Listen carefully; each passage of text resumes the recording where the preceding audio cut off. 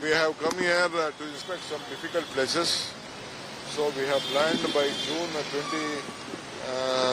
26 and December 26 and June 27. We wanted to see that this will be opened, especially till the airport. So we have planned, so some delay has been happening due to some hiccups. So I wanted the contractor to come here to speak to all my officials. I have seen what all the problems are there. So I visited a few places. From morning I have reviewed various projects connected to Bangalore Business Corridor, land acquisition cases, and this metro work and some other BDA issues. So because 15 days we will be in Belgaum. So I have discussed with them. So at last I wanted to see the places. So my MD of BMRCL has assured me that he will keep on line, and about 30 stations are here. We are investing about 15,000 crores for this project.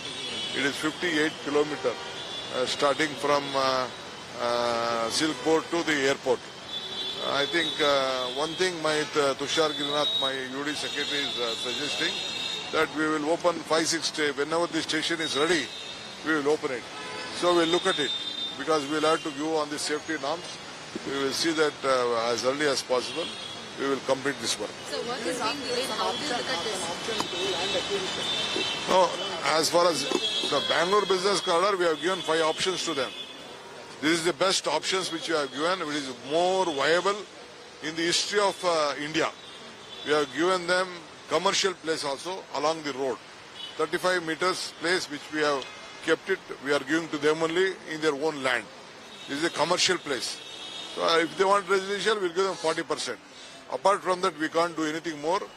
We have given the better rate. If they doesn't accept, we are going to deposit the amount which we have already taken from the WUDCO. We will deposit and we will take it forward. No point of time I will stop the Bangalore Business Corridor. The deadline is there. We are just going ahead.